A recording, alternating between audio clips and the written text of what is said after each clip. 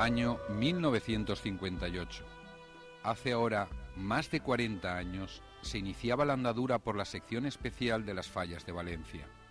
Unas modestas 100.000 pesetas de entonces y un artista discípulo de Juan Huerta, como era Blas Soler Rodríguez, ocuparon las primeras casillas de nuestro palmarés, y no hizo falta esperar mucho tiempo para ganarse un sitio propio entre las mejores, cuando un año después, en 1959, el consagrado Vicente Tortosa Biosca plantó aquella antológica falla llamada popularmente la dels Cabals.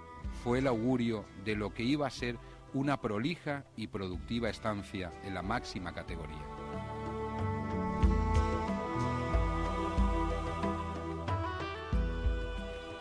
Años de gloria y disfrute.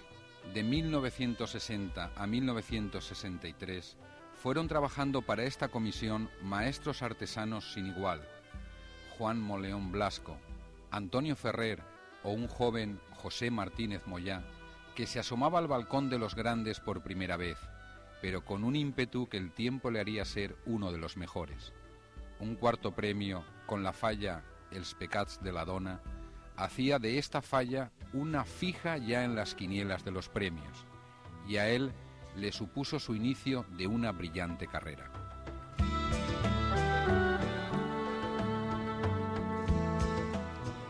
Y desde 1964 siguió desfilando lo mejor de la ciudad del artista fallero: José Llorén Soler, Alfredo García Tormo o José Barea Sánchez, y su recordada Torre Eiffel del Ayuntamiento fueron el avance de un monumento singular que se plantó en 1968 con Pascual Jimeno Torrijos, titular del taller donde entonces trabajaba un jovencísimo Salvador Jimeno, discípulo avanzado que luego sería, entre otros cargos, maestro mayor del gremio.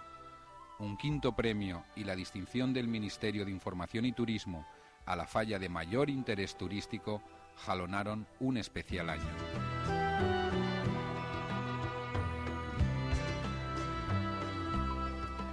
Pero los retos no acaban ahí. Tras el trabajo de un lujo de escultor como fue José Azpeitia en 1969, un año después se le puso el reto delante de ir a por todas. Y no lo rehusó, ni mucho menos.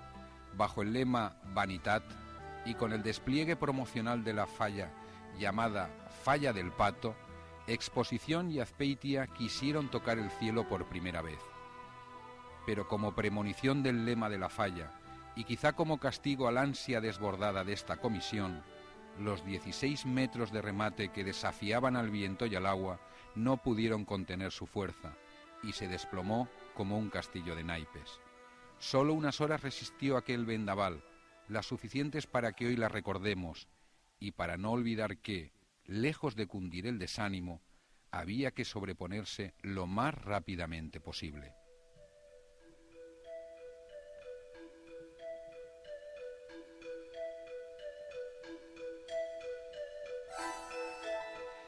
Y el sueño siguió, y se redoblaron esfuerzos, y se vendió ilusión, y se trabajó con fuerza, y conocimos a un fallero especial, muy simpático, y que le llamaban el Beni Bufat.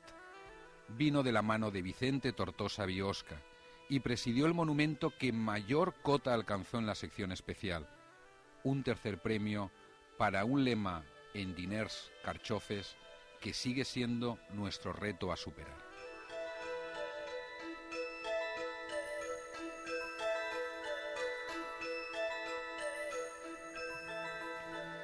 Y tras 2 años de transición, en 1974 se celebraban las bodas de plata de Exposición. Este año sí, este año tenía que ser doblemente especial. Y lo fue.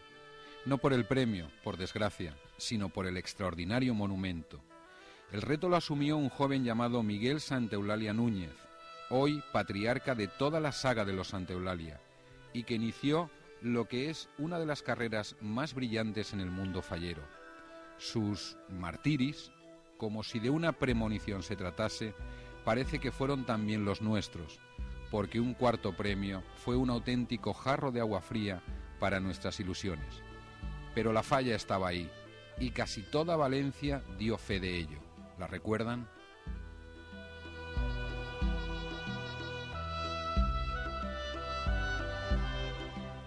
Y en 1976 ya no se pudo más. Las estructuras de la falla sufrieron serios reveses de crisis. La Sala Flamingo, el pabellón de la Feria de Julio, todo parecía flaquear. Pero nuestro hasta luego, que nunca fue un adiós, un Chaplin construido por los hermanos Ferrer de Burriana, parecía despedirse de esa élite para empezar de nuevo. Un monumento que muchos lloramos por lo que representaba y que sin embargo nos hizo volcarnos en él. Sus 20 metros de altura le permitió mover su bombín por encima de los tejados de Valencia, saludando a una ciudad que debía volver a ver a exposición en lo más alto. Parecía como si hasta su lema, el que fan el tonto, se dedicase a los falleros de exposición por haber querido hacer grande la fiesta de las fallas. Qué contrasentido, ¿verdad? Pues bendita locura, porque no estábamos dispuestos a dejar 19 años de historia perdidos en la memoria. El gesto de Charlotte fue un hasta luego, un sencillo volveremos a vernos, amigos.